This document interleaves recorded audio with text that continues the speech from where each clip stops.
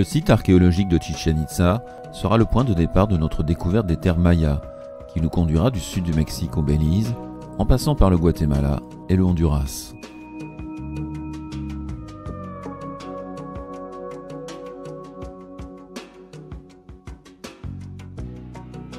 Adossé au terrain de jeu de balle, le temple des Jaguars tient son nom de la frise qui l'entoure, ornée de félins et de boucliers.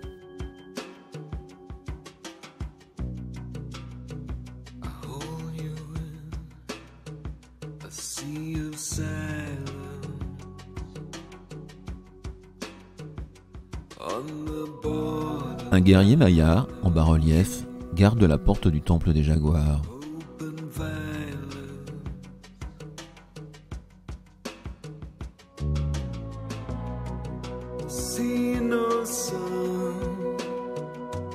Le Tzompantli est décoré de crânes empalés sur des pieux. Cette représentation de trophée guerrier est un des emblèmes de la civilisation maya.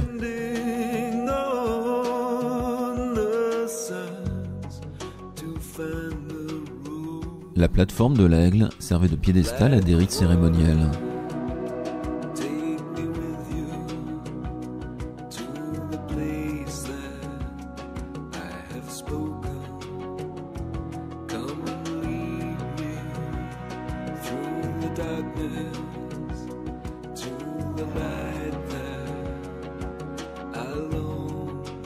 Le groupe des 1000 colonnes supportait autrefois le toit de vastes salles de réunion. La tombe du grand prêtre est ainsi nommée car des ossements y ont été découverts. La rampe de l'escalier est ornée du fameux serpent à plumes, le Kukulkan.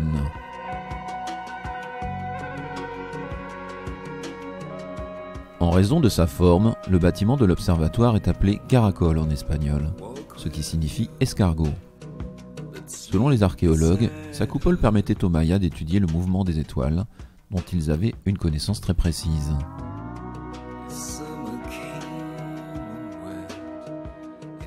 Les conquistadors espagnols ont appelé ce bâtiment l'église. Son décor très ouvragé est de style Puc du IXe siècle après Jésus-Christ. La fameuse pyramide d'El Castillo date de plus de 1000 ans. Elle a été construite au XIIe siècle en l'honneur de Kukulkan, le dieu serpent à plumes. La pyramide compte 9 terrasses qui représentent les mondes souterrains de la cosmogonie maya.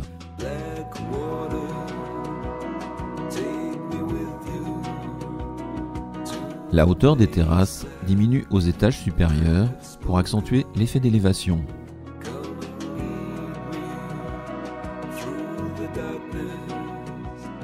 Chacun des 4 escaliers compte 91 marches, auxquelles s'ajoute celle située à l'entrée du temple, pour parvenir à un total de 365 marches, symbolisant l'année solaire.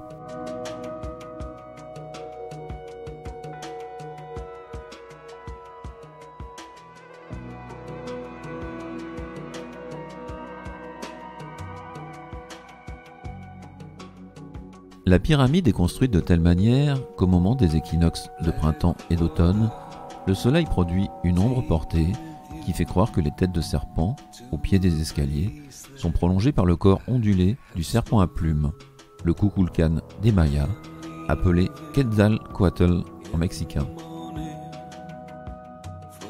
C'est la défaite de Chichén Itzá face à la cité rivale de Mayapan en 1220 qui signa le déclin de la ville, jusqu'à sa redécouverte par les archéologues au XIXe siècle.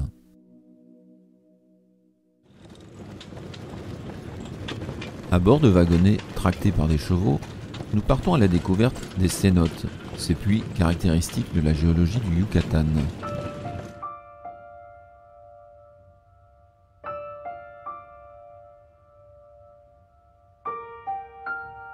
Le cénote est un gouffre créé par l'effondrement du calcaire, qui constitue le sol de la péninsule du Yucatan. Il est rempli d'une couche superficielle d'eau douce, indispensable aux Mayas dans cette région dépourvue de rivières. Les Mayas considéraient les cénotes comme un moyen de communication avec les dieux. Dans certains de ces gouffres étaient jetées des offrandes et parfois des victimes sacrificielles.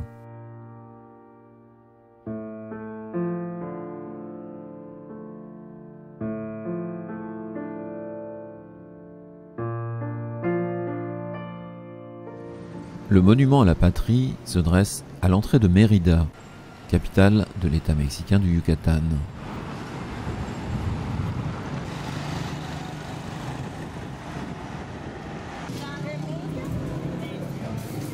Le marché Lucas de Galvez est un des lieux animés de cette ville de plus d'1 million d'habitants.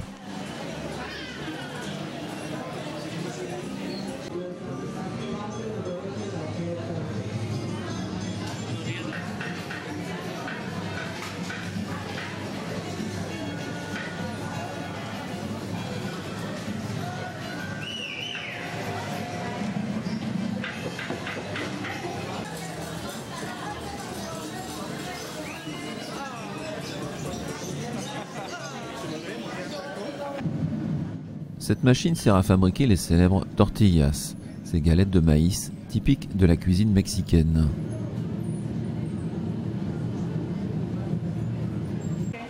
Au marché, on peut acheter de tout, y compris ces objets religieux destinés à la maison ou bien apportés en offrande à l'église.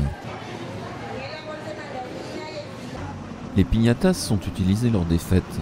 Les enfants, les yeux bandés, essaient de les casser pour récupérer les surprises cachées à l'intérieur. Comme la plupart des villes coloniales du Nouveau Monde, Mérida est un damier formé de rues dont la Plaza Mayor est le centre. En mexicain, on l'appelle le Zócalo. Achevée à la fin du XVIe siècle, San Ildefonso est la première cathédrale du continent américain. Elle a été construite avec les pierres des temples mayas, rasés par les conquistadors. Notre-Dame de Guadalupe est la représentation mexicaine de la Vierge Marie, apparue en 1531 à un jeune indigène converti. Cette chapelle est dédiée au Christ des Ampoules, une statue du XVIe siècle qui tient son nom des cloques laissées sur le bois par l'incendie de l'église où elle était à l'origine abritée. L'ancien archevêché est désormais le siège du musée d'art contemporain du Yucatán. Au sud du Zócalo, cette demeure était la résidence de Francisco de Montero, fondateur de Mérida en 1542. Le portail représente le blason des Montero. Il est flanqué de conquistadors armés, piétinant des têtes de Mayas.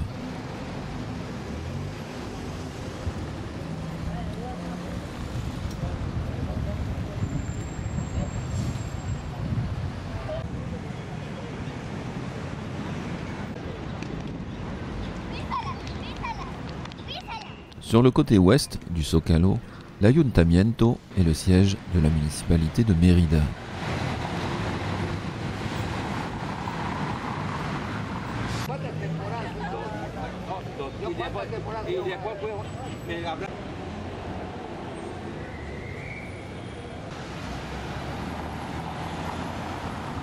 Construit sur l'emplacement des anciennes maisons royales, l'actuel palais du gouverneur fut inauguré en 1892.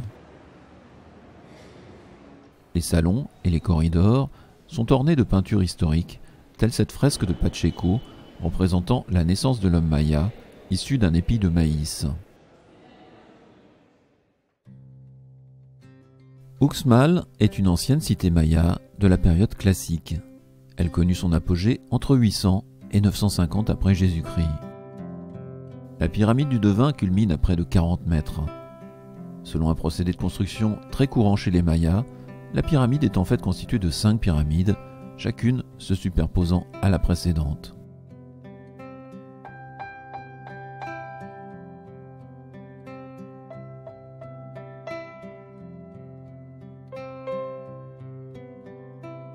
Ce passage voûté conduit au quadrilatère des oiseaux, situé au pied de la pyramide du devin.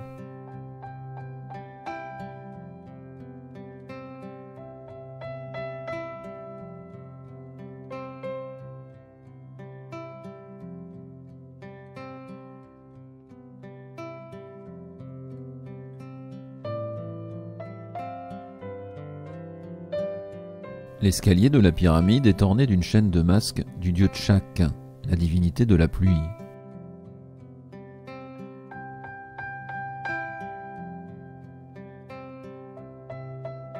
Cet ensemble de bâtiments a été nommé par les conquistadors espagnols le quadrilatère des nonnes, à cause des nombreuses pièces qui leur rappelaient les cellules d'un couvent.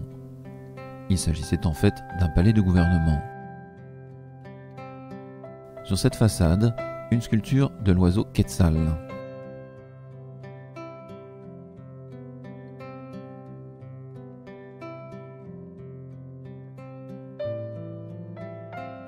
Les fenêtres sont ornées de serpents à 2 têtes.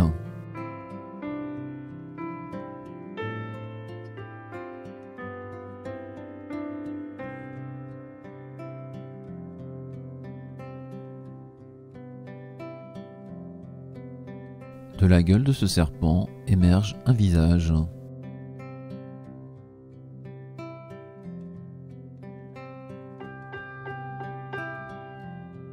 Le bâtiment est est percé de 5 portes. La frise de sa façade est formée d'un treillis sur lequel se détachent des trapèzes de serpents bicéphales ornés d'un masque.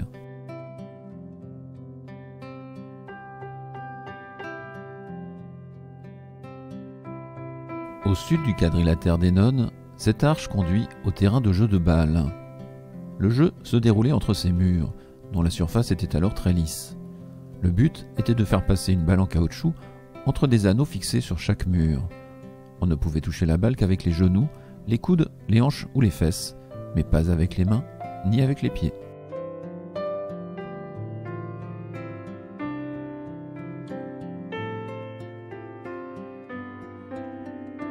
Le palais du gouverneur d'Uxmal est caractéristique de l'architecture PUC, avec sa façade au niveau inférieur très dépouillée et son niveau supérieur plus travaillé.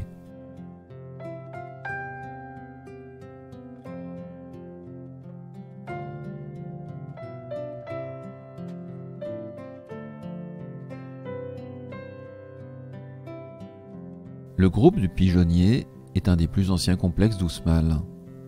Juste à côté se dresse la grande pyramide qui offre un panorama sur l'ensemble du site. La maison des tortues tient son nom de la frise qui l'entoure. Pour les Mayas, la tortue symbolisait la terre.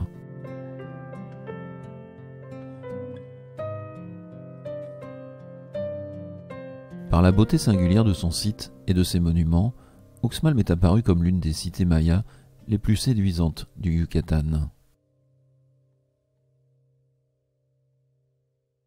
Campeche est la capitale de l'État mexicain du même nom. Sa position en bordure du golfe du Mexique en fit au XVIIe siècle un repère de pirates et de flibustiers. Aujourd'hui, Campeche compte plus de 200 000 habitants et vit de ses richesses naturelles, le pétrole et la pêche.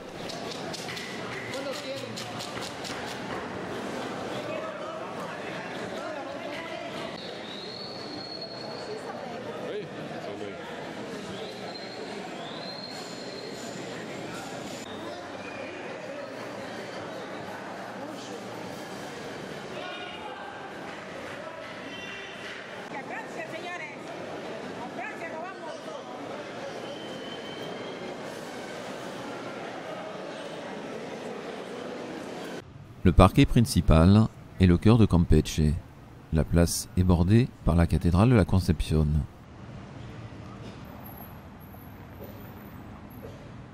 À Campeche, les motards sont respectueux des piétons et très sympathiques.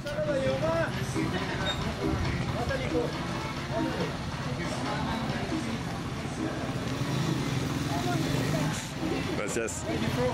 From France. Frances. Frances. Gracias. Muchas gracias.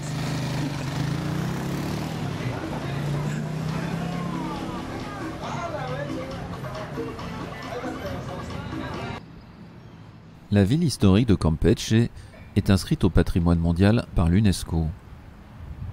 Les façades colorées de ces maisons au toit plat bénéficient de fréquentes restaurations de peinture, mais cette partie de la ville semble se transformer progressivement en musée.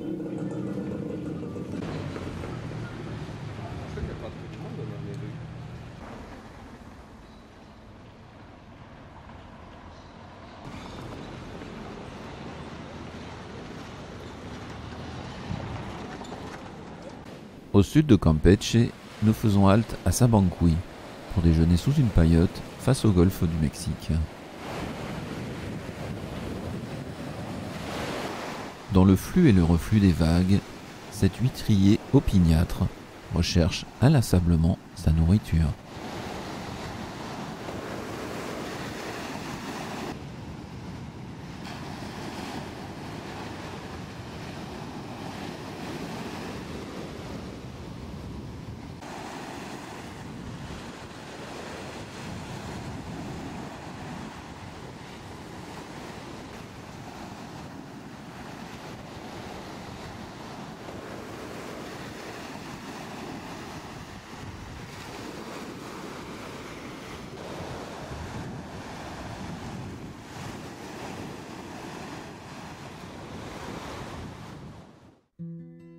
Situé au cœur de la forêt tropicale, dans l'état mexicain du Chiapas, Palenque fut l'une des plus importantes cités mayas qui connut son apogée entre le 5e et le 9e siècle.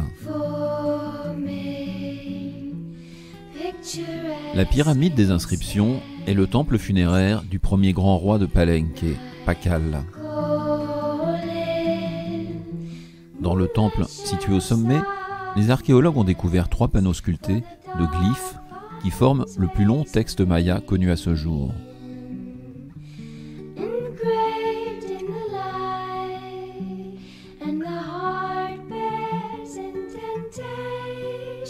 Le complexe connu sous le nom du Palais est le plus important de Palenque. C'est un ensemble de souterrains, de patios, de galeries et d'une quinzaine de bâtiments appelés maisons, car leur forme évoque les habitations traditionnelles mayas.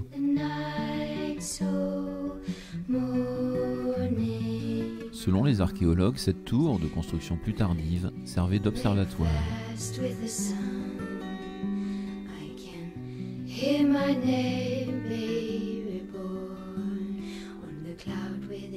La partie la plus ancienne du palais est constituée de galeries souterraines.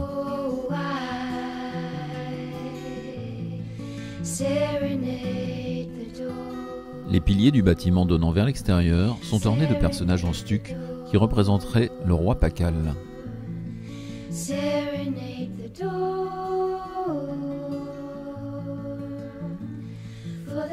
Le palais repose sur une esplanade de pierre de 80 mètres de long sur 100 mètres de large.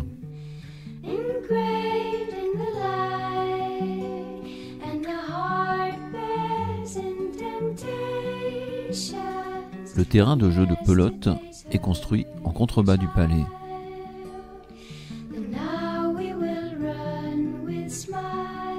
Le temple du comte tient son nom de l'explorateur français Waldeck, qui y avait établi son campement lors de son voyage à Palenque en 1832.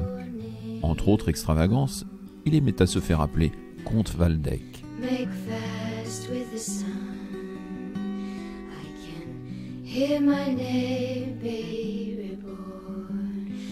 Le groupe du Nord est constitué de bâtiments religieux, plus tard convertis en résidence. Au sommet de cette colline, le temple de la Croix Feuillue abrite un bas-relief représentant le roi Balam, fils de Pacal, coiffé d'une parure en forme de quetzal. Ce temple fait partie d'un groupe de 3 édifices consacrés le même jour, le 10 janvier 692, par Balam.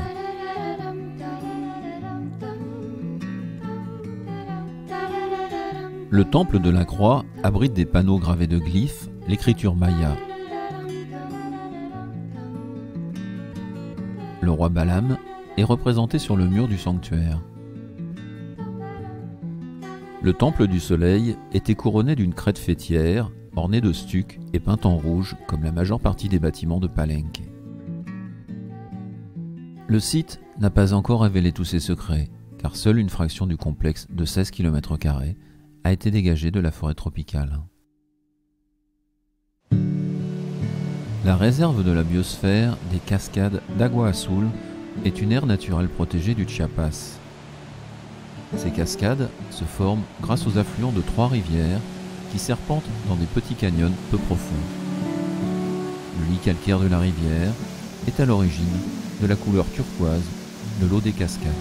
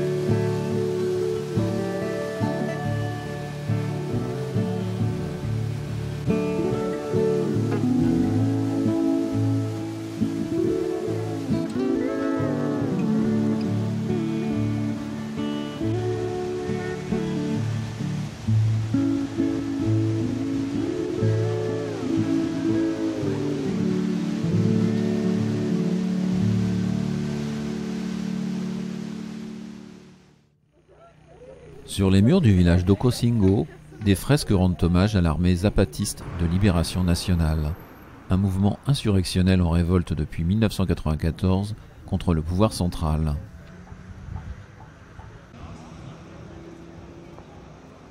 Les figures les plus célèbres du zapatisme sont le sous-commandant Marcos et dans cette région d'Ocosingo, son adjoint, le sous-commandant Pedro. Bien que la situation soit aujourd'hui plus calme, l'armée mexicaine maintient de nombreux postes de contrôle au Chiapas. San Cristóbal de las Casas est située à 2100 mètres d'altitude dans une cuvette entourée de volcans éteints. Fondée en 1528, elle fut l'une des premières villes de la Nouvelle-Espagne. Au palais du gouvernement, on peut échanger contre quelques pesos les armes qui ont circulé en grand nombre au Chiapas pendant les soulèvements zapatistes.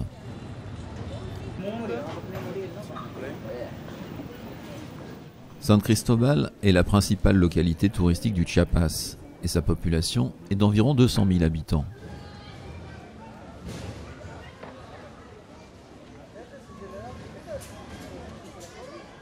La fondation de l'église de Santo Domingo remonte à la fin du XVIIe siècle. Sa façade porte l'aigle à deux têtes de la famille d'Autriche qui régna sur le Mexique à la fin du XIXe siècle.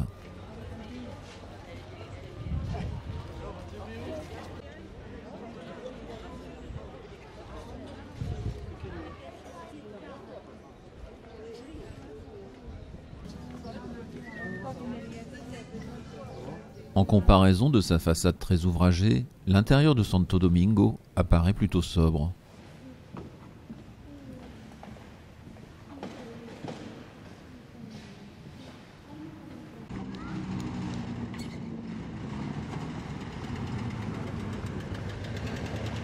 Au sommet de cette colline se dresse l'église de la Guadalupe.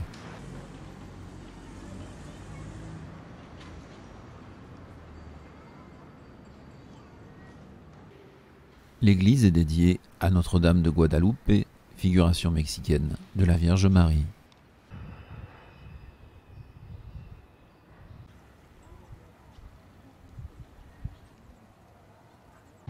Dans cette région, les femmes tzotzil portent toujours la traditionnelle robe en laine de mouton.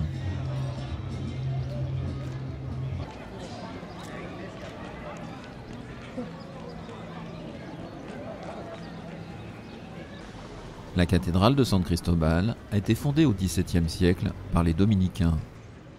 Ils vinrent ici à la suite de Bartolomé de las Casas, ce prêtre rendu célèbre pour sa dénonciation des exactions des colons espagnols et sa défense des droits des Amérindiens.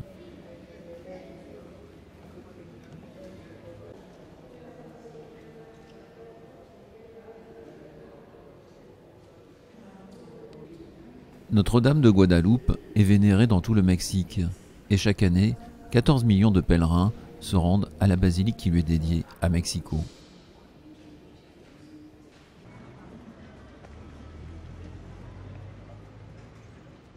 San Juan Chamula est situé à une dizaine de kilomètres de San Cristóbal de las Casas.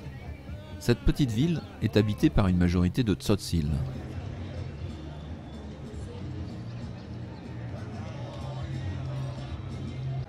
L'église de San Juan est un exemple étonnant du syncrétisme religieux mexicain qui mélange tradition précolombienne et catholicisme. L'intérieur de l'église, où l'on ne peut photographier, est jonché de branchages de pin, éclairé par des bougies et couvert d'offrandes, pétales de rose, bougies, alcool, maïs.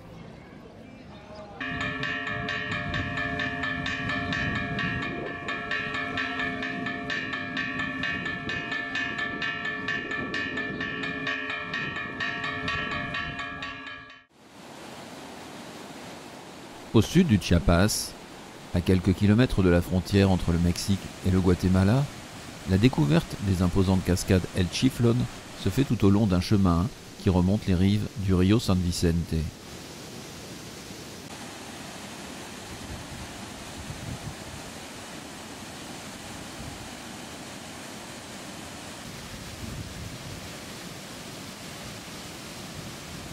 La cascade la plus célèbre est cette chute d'eau de 70 mètres, appelée le voile de la mariée.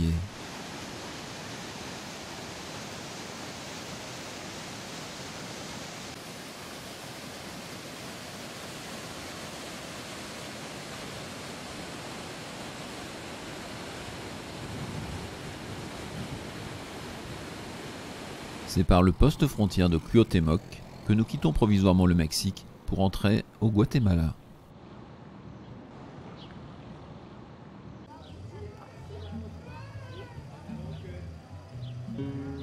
Notre première escale au Guatemala est le village de San Juan La Laguna, sur la rive sud du lac Atitlán.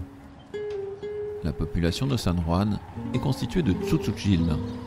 Ils vivent pour l'essentiel de l'agriculture, à laquelle vient s'ajouter progressivement l'apport des activités liées au tourisme du lac Atitlán.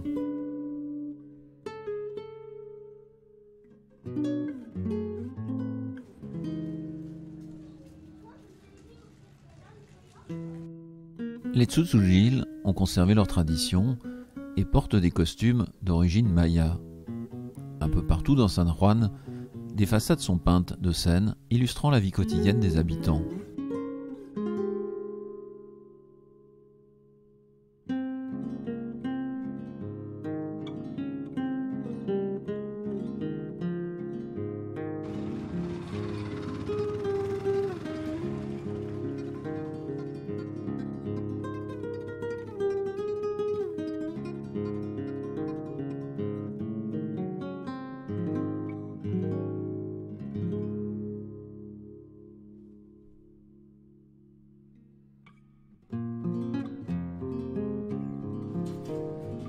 D'autres fresques se font plus militantes, comme celle-ci consacrée aux abus contre les enfants.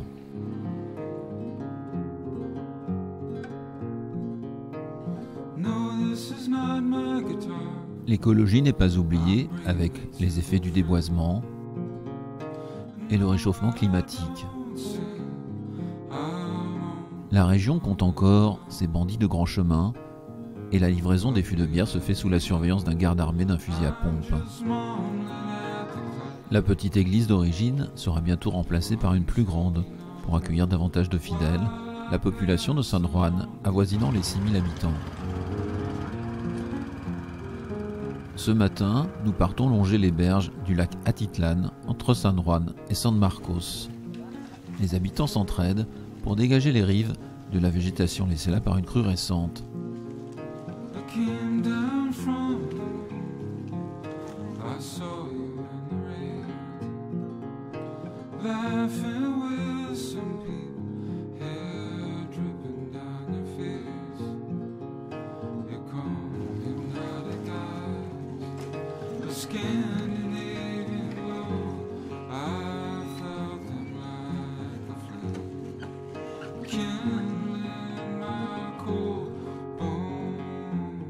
L'altitude de 1500 mètres et le climat tempéré et humide du lac favorisent la culture du café.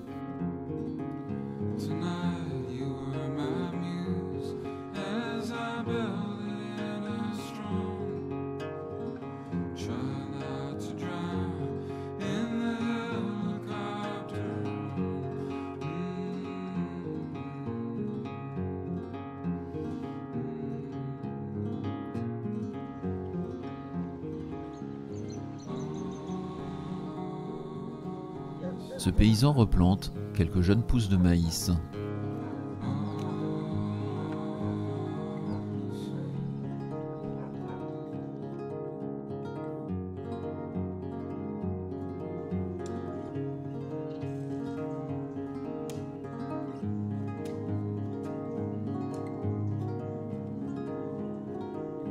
Le lac Atitlán est bordé au sud par 3 volcans, le San Pedro, le Tolimán et l'Atitlán, qui culmine à 3537 mètres. C'est une éruption volcanique il y a 84 000 ans qui a formé cette caldeira de 8 km du nord au sud et 18 km d'est en ouest. La profondeur du lac atteint un maximum de 340 mètres.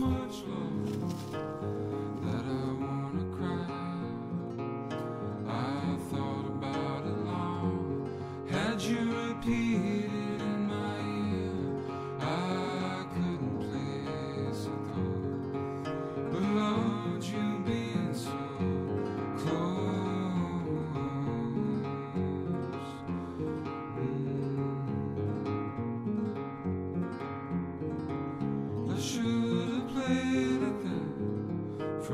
Autour du lac, comme ici à Santa Clara, le tuk-tuk et le bus sont les moyens de transport les plus prisés par les habitants.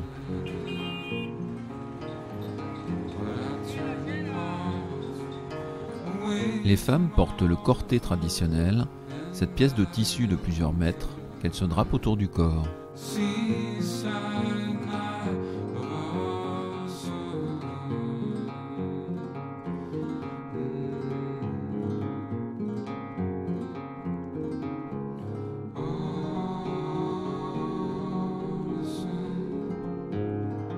Quelle que soit la pente, les riches terres autour du lac sont cultivées.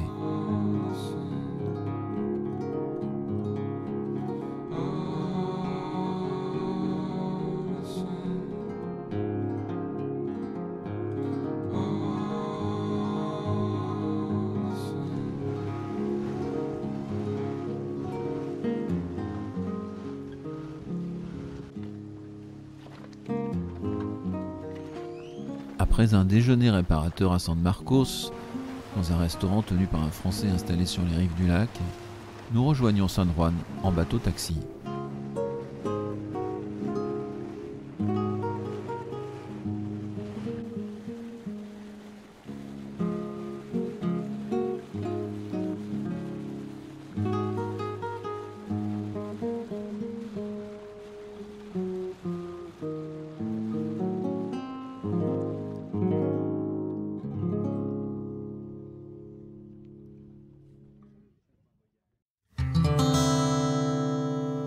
Ce matin, réveil à l'aube. Nous allons quitter les rives du lac Atitlan pour monter vers le nord, en direction de la petite cité de Chichicastenango.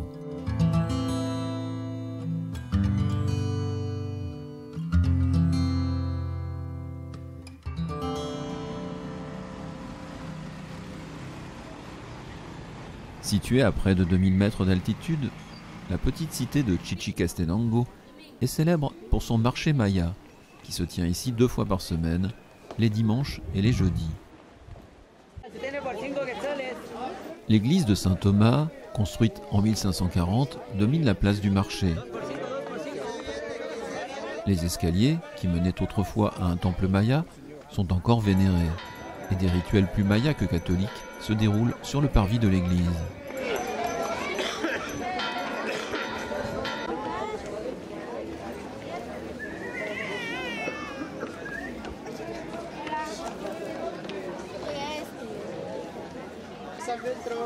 Ici brûle l'encens de résine de copal, on allume des bougies, parfois on sacrifie des animaux.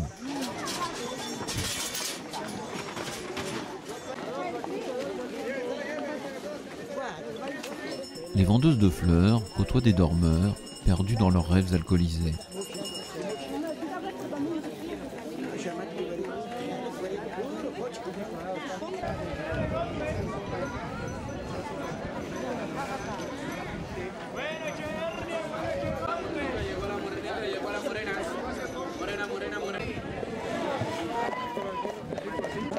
Les discussions d'ivrogne sont ponctuées de rasades d'aguardiente, l'eau-de-vie locale.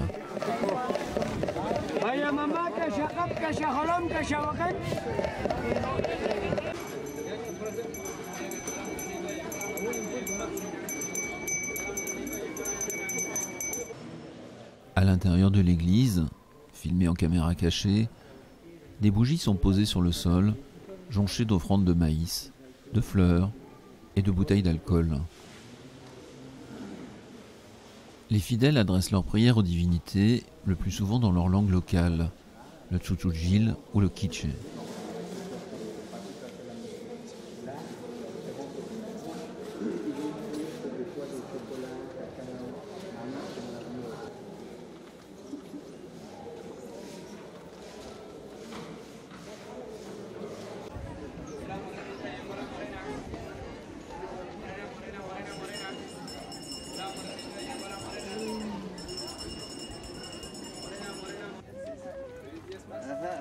Les étals d'artisanat sont regroupés au nord du marché. Les vendeurs appartiennent principalement à l'ethnie régionale des Quichés et viennent aussi du reste du Guatemala, dont ils représentent la grande variété de groupes linguistiques et ethniques.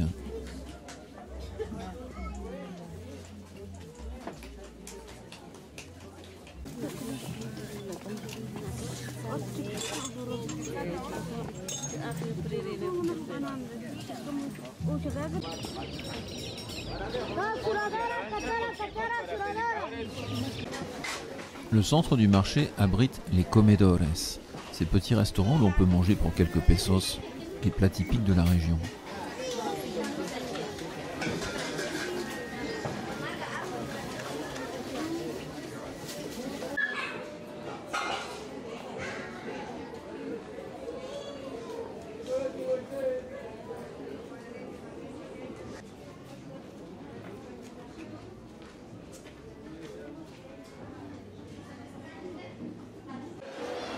Le marché aux légumes se tient à l'abri dans un gymnase.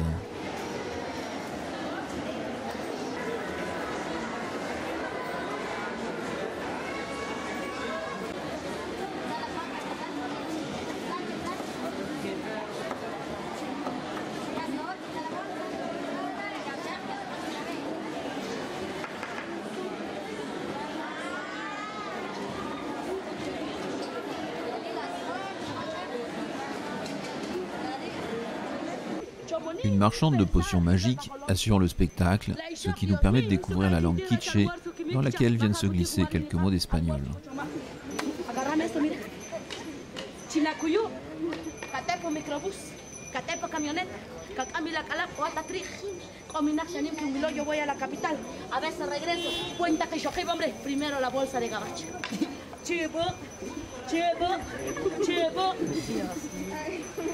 Chapucarro, jalapama, chiquijabik, y ya y shocas garele bacan que julubik que cabrik. Agárramelo así en el nombre de Dios. Tómese. Chuch, camajo pacalek chit la wanima. Hukmat María, coy, Dios mío.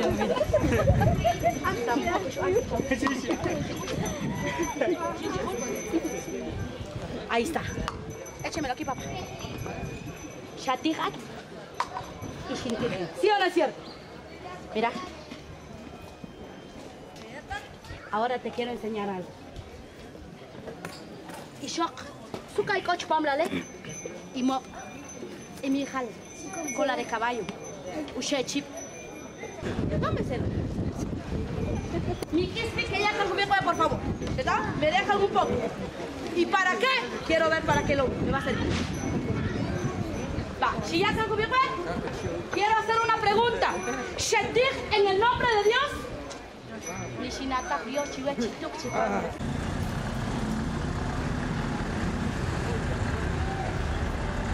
À la sortie de Chichicastenango, le cimetière, où se côtoient des caveaux colorés et des sépultures signalées d'une croix, sans pierre tombale.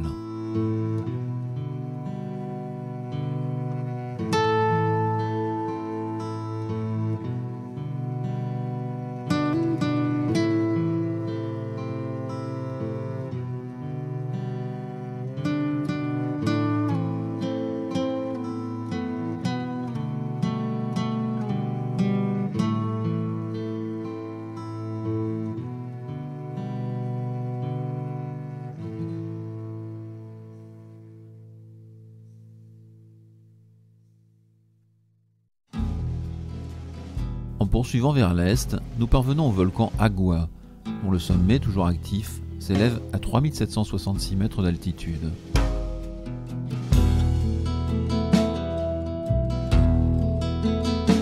Mais ce matin, le but de notre excursion est le volcan Pacaya.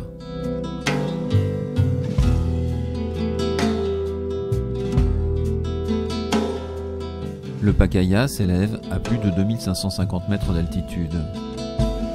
Il fit éruption pour la première fois il y a environ 23 000 ans. Après être resté endormi pendant près d'un siècle, il est entré en éruption en 1961 et depuis, son activité est relativement constante.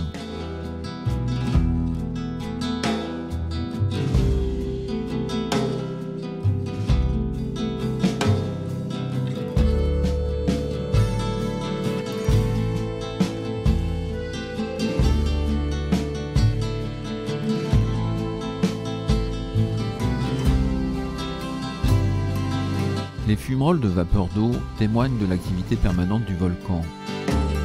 Les dernières éruptions violentes remontent à 2004 puis 2010. Le Pacaya a projeté de la lave, des fumées et des cendres qui se sont élevées jusqu'à plusieurs milliers de mètres. Il a alors fallu évacuer les habitants des villages situés aux alentours.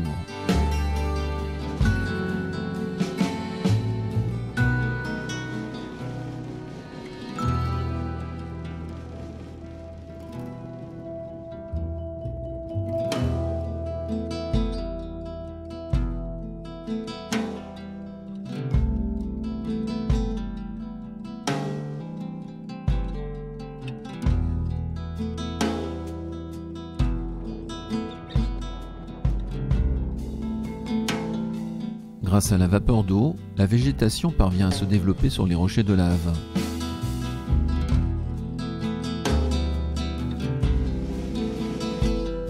Les abeilles viennent même butiner à cette altitude de plus de 2500 mètres.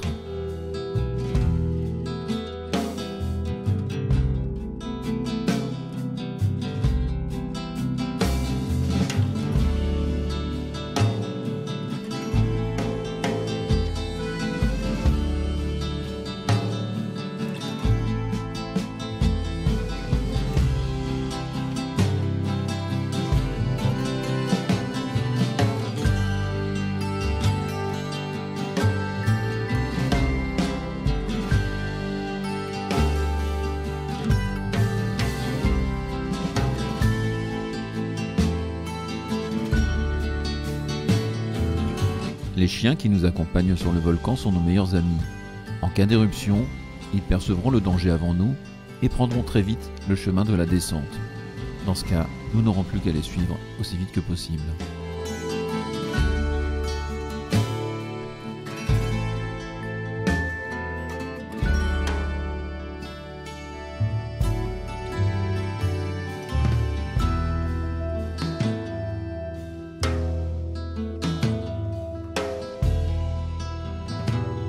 Au loin, on reconnaît le cône du volcan Agua. Au pied de son versant opposé s'étale l'ancienne capitale du Guatemala, Antigua.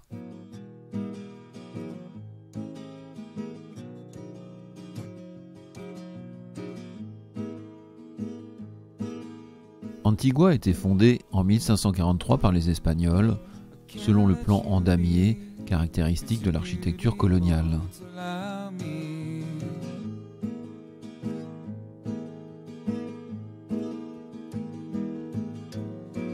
Wrapped in white sheets, like an angel from a bedtime story. Dans le décor baroque de la façade de l'église de la Merced, on reconnaît les épis de maïs, la plante sacrée des Mayas.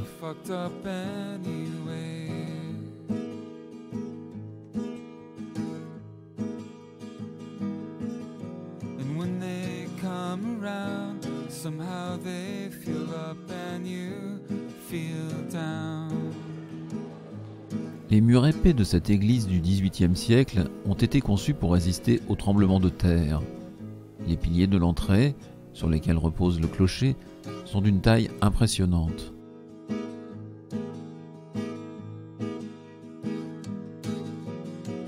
When we were kids, Ce matin, de jeunes diplômés de la faculté sont venus à l'église rendre grâce après leur réussite aux examens. we listen low to Casey Kasem's radio show.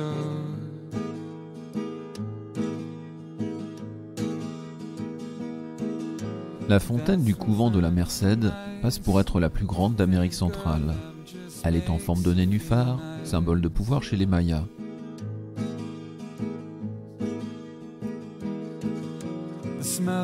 Derrière l'église, le cône menaçant du volcan Agua. Au loin, la vue s'étend vers l'Acatenango, qui culmine à près de 4000 mètres, et vers le très actif volcan Fuego, qui continue de menacer Antigua.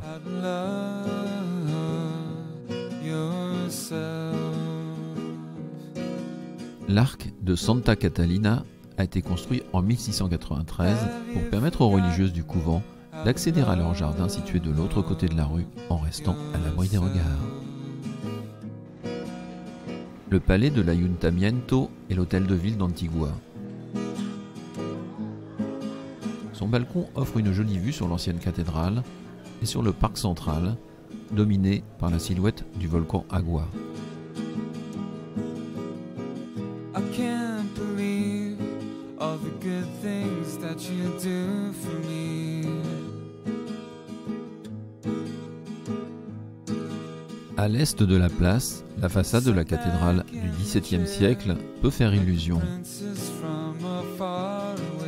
Mais derrière ce mur blanc ne reste plus que des piliers à ciel ouvert, le bâtiment ayant été totalement détruit lors du séisme de 1773 qui ravagea la ville. Après ce séisme, le gouvernement espagnol décida de déplacer la capitale dans une autre région. Malgré l'ordre de déplacement des habitants, la vieille cité ne fut jamais abandonnée. Et au début du XIXe siècle, grâce à l'essor du café, elle se développa à nouveau sous le nom d'Antigua Guatemala. Beaucoup des maisons d'Antigua ont conservé leur architecture coloniale, organisée autour d'un patio. When we were kids, we hated things our sisters did. Les plus vastes demeures coloniales ont été transformées en hôtels, comme la Maison des Lions, devenue la Posada de Don Rodrigo. Christmases were beautiful.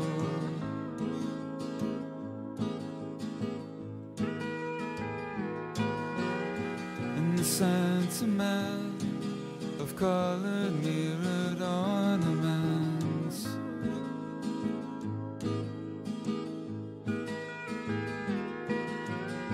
And the open drapes look out on frozen farmhouse landscapes. L'église de San Francisco a été très endommagée par les séismes. Elle abrite la sépulture du frère Bettencourt, un franciscain qui fonda au XVIIe siècle un hôpital pour les pauvres.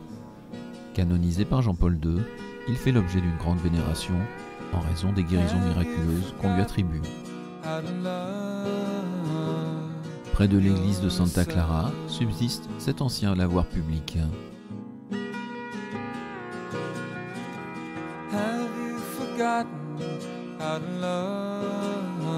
En février 1976, un nouveau séisme ravagea Antigua, faisant des milliers de morts.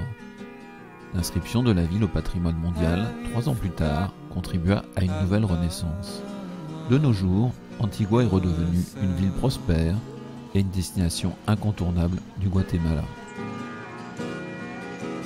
Have you forgotten how to love yourself?